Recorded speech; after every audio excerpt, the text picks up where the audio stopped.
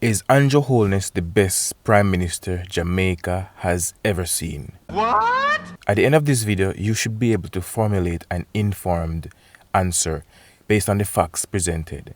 We will look into his performance as Jamaica's Prime Minister since taking office in 2016, his achievements, failures, and also his accusations.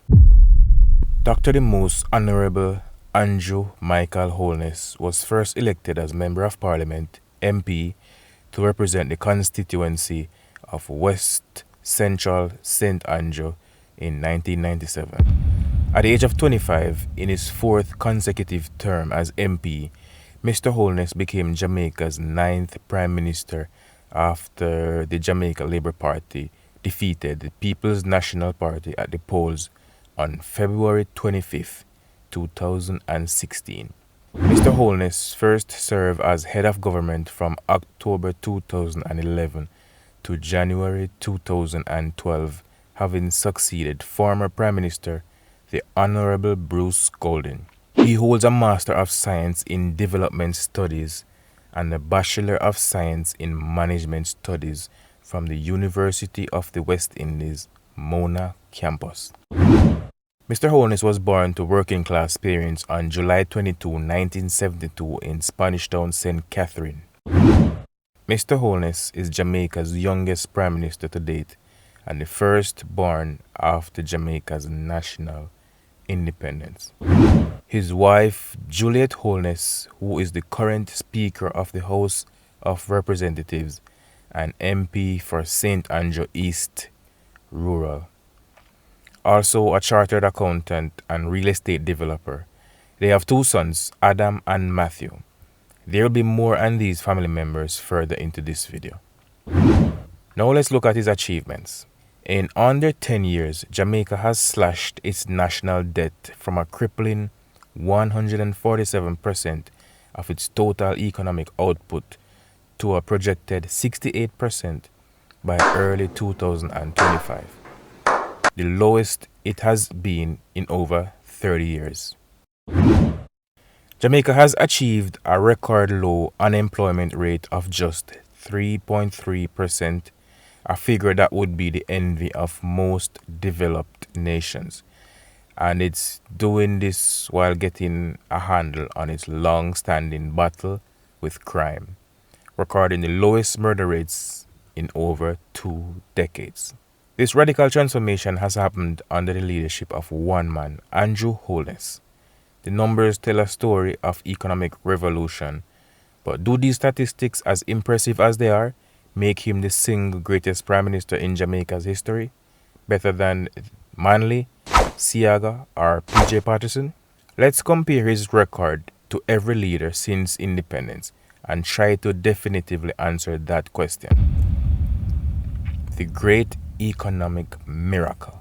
To get a full picture of what's been achieved, you first have to understand just how bad things were. For decades, Jamaica was caught in a debt trap.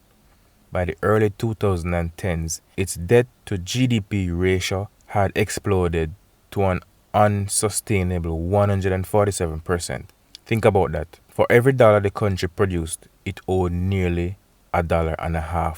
Something alright, yeah. This wasn't just a number on a spreadsheet, it was a crushing weight on the nation's future. For years, almost half of every dollar the government earned went straight to paying off debt, leaving little for roads, hospitals, schools, or security. It felt like an impossible cycle of borrowing and austerity. Then things started to change under the Holness administration's strict fiscal discipline. Jamaica began a relentless push to pay down its debts. Today, that debt to GDP ratio is projected to fall to around 68%, the lowest it's been in decades. To cut a debt of that size in half in less than a decade is a massive achievement that has made Jamaica a poster child for fiscal management on the world stage. Nice. So what does this mean for the average Jamaican? It means the government finally has its own money to invest in the country's future. For 8 consecutive years, the administration has introduced no new taxes, breaking a long history of tax hikes to fill budget gaps. It means when the government decides to build a new road, like the Port Antonio bypass, it can do so with its own resources instead of taking on more debt for our kids and grandkids to repay. This shift from dependency to self-sufficiency is maybe the single most important economic change in Jamaica's modern history, setting the stage for real long-term growth. The jobs revolution. For a generation of Jamaicans, high unemployment was just a fact of life. In 2016, the national unemployment rate was 13.7%. For young people, it was even worse, with a youth unemployment rate of 32%. It was a crisis of opportunity that fueled social problems and brain drain. Fast forward to today, and the picture couldn't be more different. In April 2025, Jamaica's unemployment rate hit a record low of 3.3%. There have been no new taxes for 8 years straight. This is a significant achievement. Not only have there been no new taxes, but some taxes have been reduced or even eliminated. For instance, GCT on electricity was cut from 15% to 7%. Transfer tax and stamp duty were also lowered, reducing the burden on those purchasing homes and other properties. GCT was also cut on farm supplies, including fencing, water tanks, and veterinary equipment, a move which helps farmers to save money. In addition, minimum business tax and asset tax for unregulated companies was abolished, as was GCT on imported breeding animals. The Holness administration also raised the income tax threshold from 592,800 Jamaican dollars to 1.8 million Jamaican dollars, and increased the minimum wage from 6,200 Jamaican dollars in 2016 to 16,000 as of today's date, 2025. Other measures that benefited our pockets were allowing us to purchase items online valued at up to $100 without duties, and raising the duty-free allowance for travelers to US $1,000, in which instances is twice as much as before. The administration boasts of reducing the percentage of Jamaicans living in poverty from approximately 21% in 2015 to 8.2% in 2023. This didn't just happen out of thin air. It's the direct result of an economic climate that has created stability and confidence. For the first time in decades, inflation has been brought under control, averaging just 5.5% under this administration. A stark contrast to the painful 18.5% average seen between 1989 and 2007. The Jamaican dollar has also seen one of its most stable periods in recent history, giving business a firm foundation to invest and expand. This stability has made Jamaica an attractive place for investment, fueling major projects and creating thousands of jobs that plug Jamaica into the global economy. More jobs mean more money in people's pocket, more opportunities, and a real feeling of progress across the island. Now, if you're finding this breakdown of Jamaica's transformation valuable, do us a favor and hit that like and subscribe button. The YouTube algorithm loves this, and you will be rewarded with even more money in your pocket. I'm just kidding. YouTube will recommend you more fulfilling videos like this. Also, share this video with someone you think agree or someone who disagrees with the information in this video. We go deep into the political and economic stories shaping our world, and your support helps us to grow and make more content like this. Now, tackling the crime monster. For the economic progress, the biggest measure of success for many Jamaicans is feeling safe. For decades, high crime rates, especially murders, have been the nation's most persistent and painful problem. It has damaged the country's reputation, terrified communities, and put a brake on economic growth. Tackling this was a key promise of the Holness administration, and the data shows real progress. After years of struggle, Jamaica is now seeing a steady drop in violent crime. In the first quarter of 2025, the country recorded its lowest number of murders in over 2 decades. For the first 4 months of the year, murders were down by a massive 37% compared to the same period in 2024. April 2025 had the lowest number of murders in a single month in 25 years. As of May 17, 2025, the country has recorded 257 homicides, representing a 42% reduction compared to the 439 murders reported during the same period in 2024. This progress comes from a strategy with many fronts. Targeted operations like Zones of Special Operations (ZOZO) and States of Public Emergency (SOEs) have been used in hotspots to break up gang activity. At the same time, there's been a strategic focus on dismantling the gangs themselves. Security forces disrupted 63 gangs in early 2025 alone.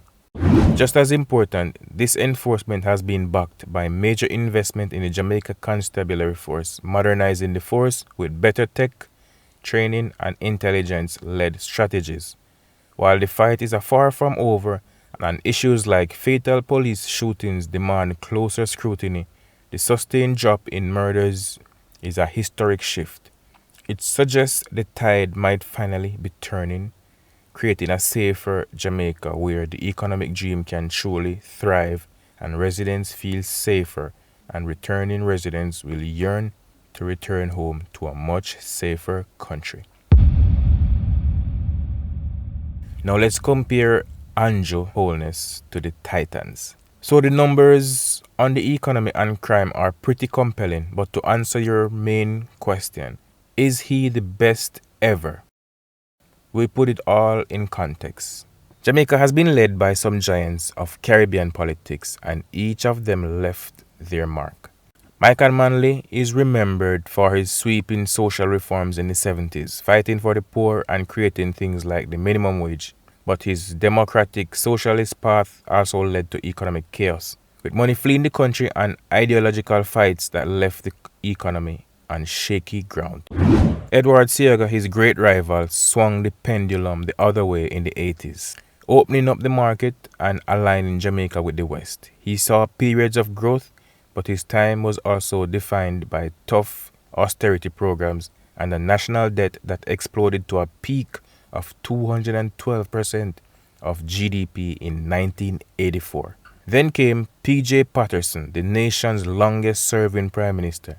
He oversaw a period of modernization, but his time was also scarred by the FinSAC crisis in the 90s, a financial collapse that cost the country over 40% of its GDP and sank it deeper into debt. The PNP administrations from 1989 to 2007 watched the Jamaican dollar devalue by over 1,100%, while inflation ran wild. When you do stack up the numbers, the Holness era looks completely different. While past leaders wrestled with and were often beaten by crisis of debt, inflation, and a falling currency, the Holness administration has managed to tame all three at once.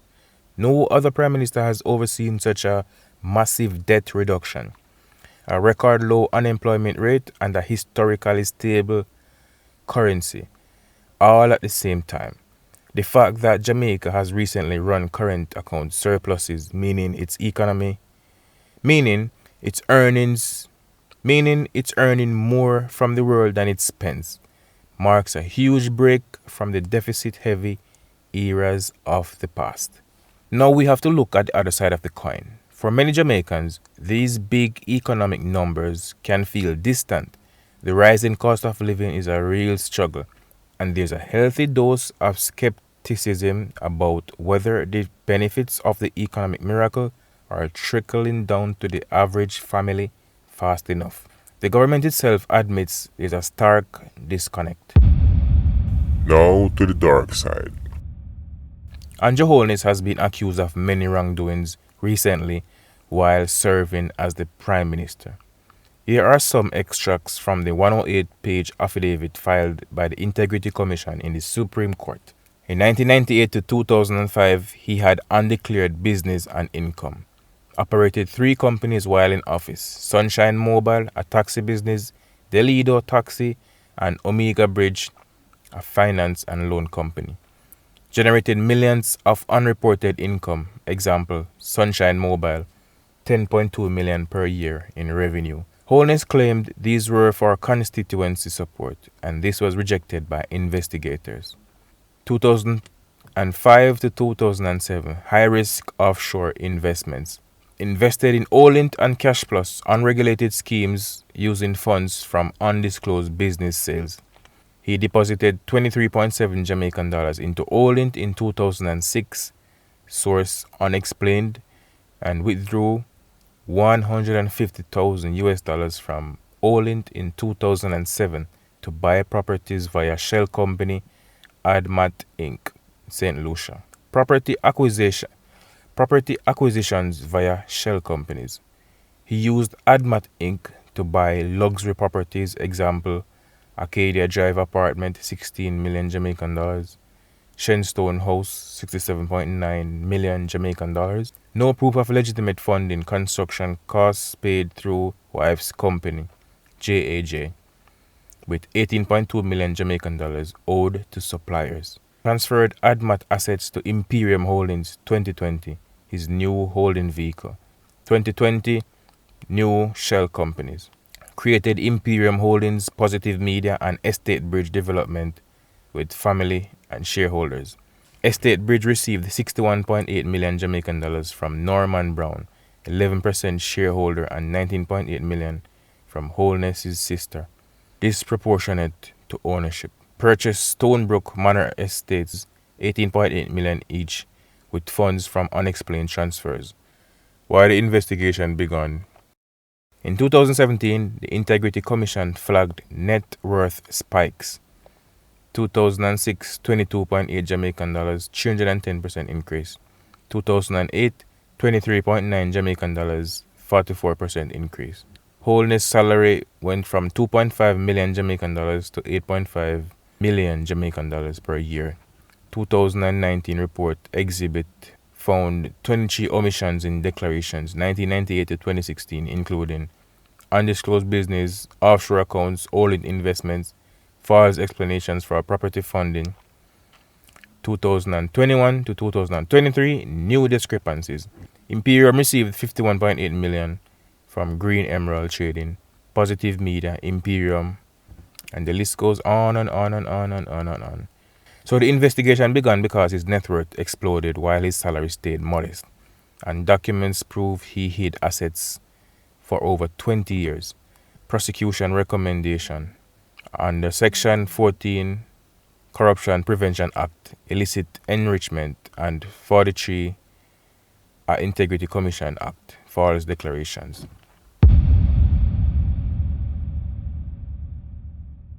So while these are compelling accusations and damaging to Andrew Holness' character, we must not forget the trail of devious actions left by the PJ Patterson administration, who also raised his and his cabinet's salaries before leaving office, and many mismanagement and shady dealings.